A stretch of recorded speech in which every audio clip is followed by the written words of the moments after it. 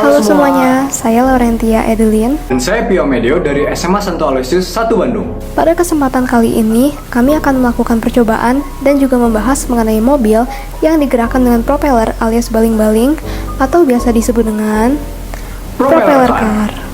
Nah, sebelum kita mulai, bagaimana sih percobaan ini dilakukan? Jadi, pertama-tama kita harus menentukan panjang lintasan yang akan dilalui oleh mobil. Kemudian, di ujung lintasan diberi sebuah penghalang agar mobil tidak akan menabrak tembok. Kemudian, mobil yang telah dipasangi propeller ditaruh di garis start dan dijalankan. Tapi, apa sih membuat percobaan ini unik? Kan di YouTube udah ada banyak percobaan propeller car kayak gini. Nah, yang unik dari percobaan ini adalah kami menggunakan single blade propeller atau baling-baling berbilah satu sebagai salah satu variasi propeller yang dipakai untuk menggerakkan mobil. Oh gitu. Lalu, apa tujuan dari percobaan ini? Tujuan dilakukannya percobaan ini adalah untuk mengetahui percepatan, kecepatan maksimum, dan gaya dorong terbesar antara single blade propeller dengan propeller dengan jumlah bilah seimbang, seperti contohnya propeller berbilah 2 dan 3 dalam menggerakkan mobil yang bertenaga baterai. Wow, menarik juga ya. Oke. Sekarang, gimana cara pembuatannya sih mobil dengan propeller ini? Caranya simpel dan bahan yang dibutuhkan mudah didapat. Mobil dibuat dengan menggunakan aluminium sebagai rangka yang kemudian digabungkan dengan akrilik bekas sebagai tempat disimpannya baterai, saklar, dan dinamo oleh rivet. Spesifikasi baterai yang digunakan dalam percobaan ini adalah sebanyak 4 buah baterai A2 berkapasitas 1000 mAh dan bertegangan 1,2 volt.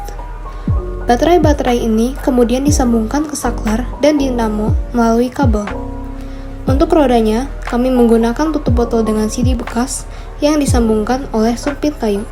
Kalau untuk propellernya, kita hanya memerlukan tutup botol, kaleng aluminium, dan rem tembak. Pertama, lubangi tutup botol di tengah sampai sebesar poros dinamo. Kedua, potong kaleng hingga berukuran 4,5 x 2 cm dan kemudian tempelkan pada tutup botol menggunakan lem tembak dengan sudut pitch atau kemiringan sebesar 20 derajat. Khusus untuk single blade propeller, kita harus menambah sebuah penyimbang di sisi lain bilah. Cara menentukan massa pemberatnya yaitu dengan rumus ini. XPM, yaitu titik pusat massa, harus bernilai 0 agar bilah dapat berputar secara seimbang. Agar dapat memastikan bahwa data yang didapat itu benar, maka setiap percobaan dilakukan sebanyak 3 kali. Karena ada 3 variasi yang diujikan, maka secara total dilakukan 9 kali percobaan. Sedangkan, pengukuran yang akan kami lakukan adalah dengan membatasi lantai setiap 0,604 meter dengan jarak total tempuh sebanyak 2,416 meter. Pergerakan mobil akan direkam hingga mobil menabrak pembatasnya atau penghalangnya. Variabel tetap pada percobaan ini merupakan energi baterai yang digunakan dan juga massa mobil yang seberat 350 gram. Sedangkan variabel bebasnya merupakan jumlah bilah propeller yang berbeda-beda, yaitu bilah 1, 2, dan 3. Percobaannya adalah seperti ini. Pertama, mobil yang sudah diberi propeller ditaruh pada garis start yang sudah ditentukan. Kemudian, dinamo dinyalakan dengan cara memencet tombol. Dengan begitu, propeller akan berputar dan mobil dapat bergerak maju.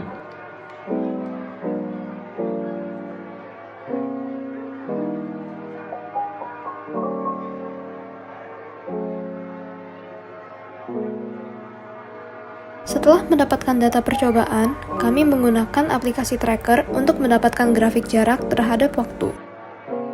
Dan ini adalah grafik jarak terhadap waktu yang dihasilkan dari proses pengolahan tersebut. Di sini juga kita bisa mendapatkan persamaan tren lainnya yang akan bermanfaat untuk menghitung percepatan, kecepatan, dan juga gaya dorong. Setelah mendapatkan data dari tracker, kita bisa mengolahnya menggunakan Excel. Di sini terdapat grafik yang merupakan hasil percobaan bilah 1 percobaan 1. Nah, bilah 1 membutuhkan waktu 7 detik, mobil dengan propeller 2 bilah membutuhkan 8 detik, dan mobil dengan propeller 3 bilah membutuhkan 9 detik. Dari data-data ini, kita bisa mendapatkan nilai percepatan, kecepatan maksimum, dan gaya dorong. Percepatan sesungguhnya bisa didapat dengan melihat konstanta A. Karena persamaan ini atau ini sesungguhnya merupakan persamaan mencari jarak LBB, yaitu ini. Sehingga nilai setengah percepatan sama dengan konstanta A, yaitu 0,0392, sehingga percepatan sama dengan 2 kalinya, yaitu 0,078 meter per second kuadrat. Sedangkan kecepatan awal adalah konstanta B, yaitu 0,0358 meter per second. Sehingga kita bisa mencari nilai kecepatan maksimum dengan rumus GLBB, yaitu kecepatan maksimum sama dengan kecepatan awal tambah percepatan dikali waktu. Waktu yang digunakan adalah waktu untuk bilah 1, karena ini adalah percobaan bilah 1, sehingga kecepatan maksimumnya adalah segini. Lalu kita dapat mencari gaya dorong. Massa yang digunakan dalam mencari gaya dorong adalah massa total, yaitu massa mobil ditambah massa propeller dalam satuan kilogram, sehingga didapatkan hasilnya adalah segini. Jika kita melakukan semua ini pada semua hasil percobaan, maka akan didapatkan tabel. Nah, berikut adalah tabel hasil perhitungan percepatan, kecepatan maksimal, dan gaya dorong dari percobaan dan pengolahan data yang telah dilakukan. Ini adalah gabungan dari 3 grafik yang menggambarkan perbandingan jarak terhadap waktu dari bilah 1, bilah 2, dan bilah 3. Dari tabel sebelumnya, kami menyajikan hasil-hasil dari perhitungan dalam bentuk diagram batang. Dari ketiga diagram batang tersebut, didapatkan bahwa single blade propeller memberikan hasil terbesar, diikuti oleh propeller bilah 2, dan kemudian oleh propeller bilah 3.